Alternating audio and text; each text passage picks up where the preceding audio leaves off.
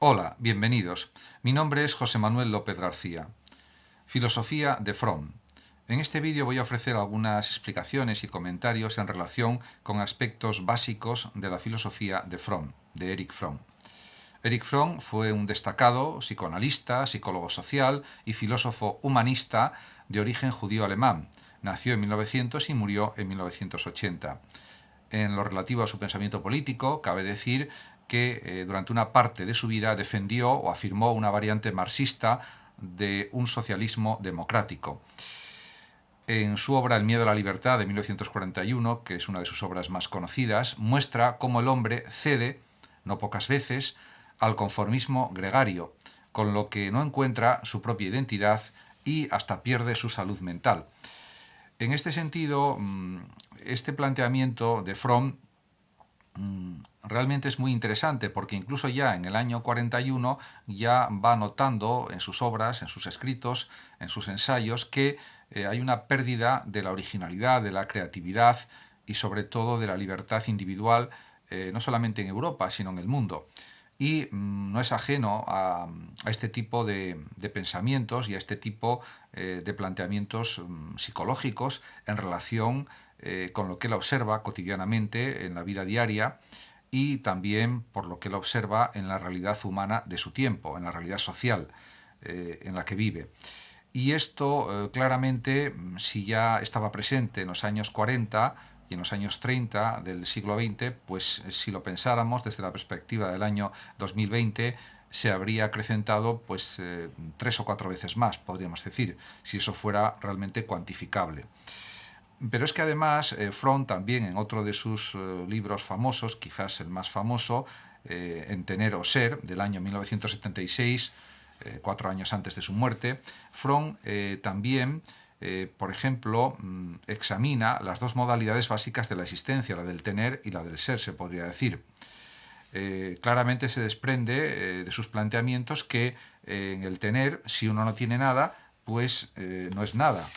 Desde la óptica del consumismo materialista, del capitalismo actual o del capitalismo neoliberal del siglo XX y también del siglo XXI. Por otra parte, Fromm también destaca, y son sus propias palabras, que si se tiene miedo a la libertad, como él dice, si tengo miedo a la libertad, no me atreveré a decir no, no tendré valor para ser desobediente. Aquí el sentido desobediente se refiere a ser desobediente ante imposiciones, ante arbitrariedades, ante injusticias, ante cosas negativas que ninguna persona con dignidad debe aceptar.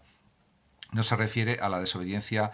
primariamente a las leyes que son correctas, que son coherentes, etcétera, y al sistema legislativo existente en una democracia o al imperio de la ley que existe en las democracias, sino más bien se refiere a actos arbitrarios, a injusticias, a delitos, etcétera. Pero también dice Fromm que en la fase histórica actual la capacidad de dudar, de criticar y de desobedecer puede ser lo único que se interpone entre un futuro para la humanidad y el final de la civilización.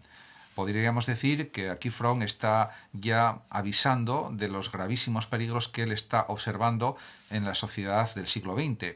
y que si hoy día viviera todavía, después de 41 años, después de 40 años de su muerte, pues realmente se daría cuenta de que las cosas han ido pues a peor y diríamos a un nivel increíble. Porque ya en su tiempo, en los años 70, 80, ya se observaba la deriva consumista, globalizadora, neocapitalista, de un capitalismo salvaje que realmente dejaban entredicho la libertad individual, la privacidad, los derechos individuales en muchos casos, etcétera. Entonces, realmente diríamos que sus palabras, sus escritos, sus ensayos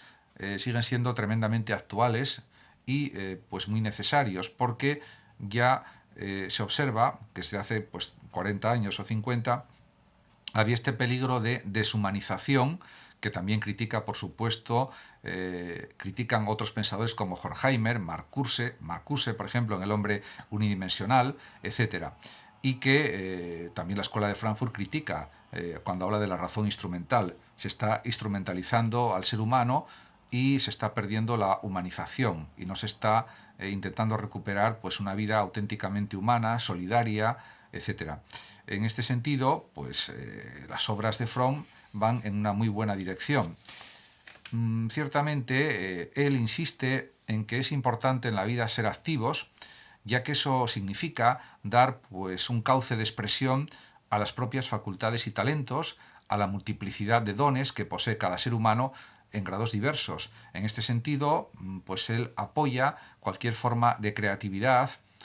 de invención, como algo tremendamente enriquecedor para cada ser humano. Y en este sentido, pues su filosofía y su psicología podemos decir que es humanista, y que pues reitera la importancia del desarrollo personal, de la evolución personal y sobre todo de que cada uno desarrolle todos los talentos de que dispone al máximo posible en la vida. En este sentido, para él vivir significa renovarse, crecer, expandirse, etcétera. Y también realiza pues una especie de contraposición entre la ciudad, diríamos, de Dios, por ejemplo la propia de San Agustín de Hipona, en comparación o en contraste con la ciudad, diríamos, terrenal, que es la que está existiendo sobre todo a partir ya del Renacimiento y especialmente ya en el siglo XIX, el siglo XX y en el siglo XXI. Lo que él propone es la ciudad del ser, que sería la ciudad del hombre nuevo, del hombre que suma lo divino con lo terrenal y que busca nuevas formas de vida que, diríamos,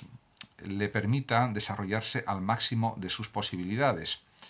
De tal manera que la sociedad, y ahora son sus propias palabras, quede organizada de manera que la naturaleza social y amante del hombre no quede separada de su existencia social, sino que se convierta en una sola cosa junto con ella. En definitiva, diríamos que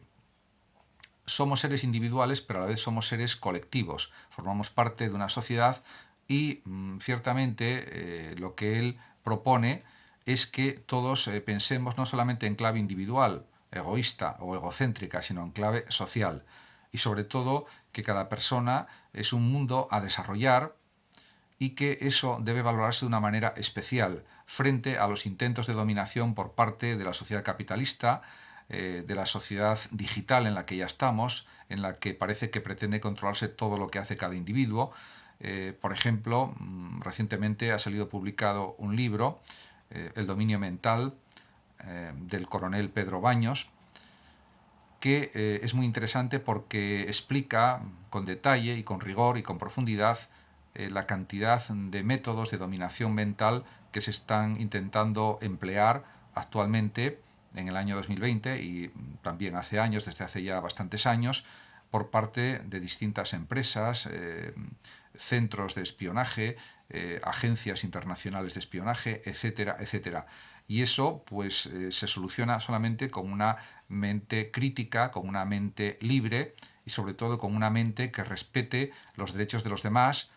la libertad de los demás, la privacidad de los demás y que se base en la justicia, en la razón, en el sentido común y especialmente en la libertad